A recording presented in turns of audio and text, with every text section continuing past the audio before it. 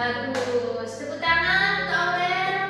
Nah, Aurel memberikan pendapatnya tentang kekerasan, bagus sekali ya anak-anak. Nah, di sini Ibu akan menjelaskan terkait kekerasan.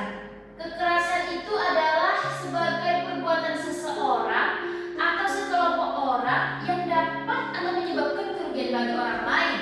Kan bisa merugikan fisik, berhilangnya harta benda. Nah, seperti itu.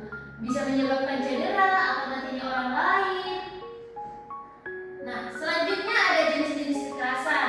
Kekerasan itu terbagi dari 3 jenis kekerasan. Yang pertama, kekerasan langsung, yaitu tindakan agresif yang dilakukan secara langsung. Nah, jadi anak-anak ibu, kekerasan secara langsung ini contohnya seperti kayak memukul, seperti itu dilakukan secara langsung kepada orang lain. Nah, dari kekerasan secara langsung ini dapat menyebabkan kerugian bagi orang lain dong tentunya, ya, seperti cedera atau kayak patah kaki, patah tulang, seperti itu. Yang kedua, kekerasan struktural, yaitu berasal dari ketidakadilan, eksploitasi, yaitu berkaitan kayak dengan sistem. Nah, yang ketiga ada kekerasan kultural. Kekerasan kultural ini yang berkaitan dengan norma, nilai, keyakinan, dan simbol. Oke, next selanjutnya. Nah, ada faktor penyebab kekerasan sosial. Di sini ada yang mau memberikan pendapatnya tentang faktor penyebab kekerasan sosial itu. Tentunya seseorang melakukan suatu yang namanya kekerasan, ada sebab akibatnya dong. Oke, siapa? Oh, Benny, tolong agak aman sedikit ya. Soalnya ibu masih menjelaskan tentang faktor. Nah, oke, kepada oh, Clara. Oke, Clara, menurut Clara, apa aja sih faktor-faktor yang menyebabkan seseorang itu melakukan yang namanya kekerasan? Oke, kepada Clara disilakan. Oh, bagus. Kasih aku seperti Clara. Oke, di sini nanti ibu akan memberikan nilai tambahan kepada anak-anak ibu yang memberikan pendapatnya atau materi dari dirinya. Nah, faktor penyebab kekerasan sosial yang pertama adalah faktor individual.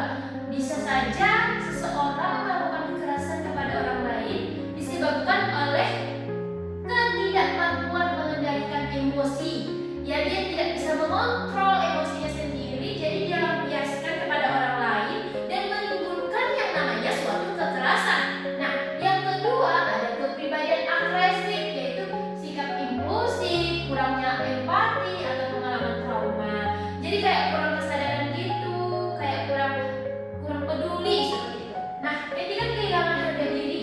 Seseorang yang merasa direndahkan akan tahu kehilangan kehormatan, otomatis dia kayak rendah diri gitu. Jadi dia kayak timbul atau memicu yang namanya suatu kekerasan.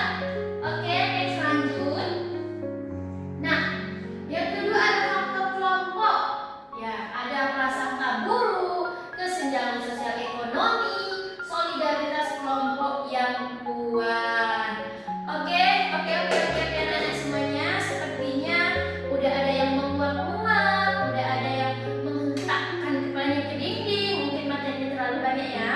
Oke, mohon anak-anak ibu fokus, lihat ibu. Kita akan melakukan ice breaking terlebih dahulu. Oke, semuanya berdiri, angkat tangannya ke atas. Oke, ke depan. Oke, ke samping. Oke, putar. Oke. Dah. Oke, duduk kembali. Nah, faktor kelompok faktor dinamika kelompok atau lingkungan. Yang pertama, kontrol sosial tidak berfungsi. Ketika lembaga penegak hukum, tokoh masyarakat, atau norma tidak mampu mengendalikan persaingan dan konflik yang ada di masyarakat. Nah, yang kedua ada perubahan sosial yang cepat. Nah, ketika terjadi perubahan sosial yang cepat atau mendadak dalam struktur masyarakat, misalnya urbanisasi, krisis ekonomi yang tidak dapat direspon dengan baik oleh individu sehingga memicu terjadinya perilaku yang menyimpang, yaitu kekerasan. Nah, yang ketiga ada sistem dan kebijakan diskriminatif atau aturan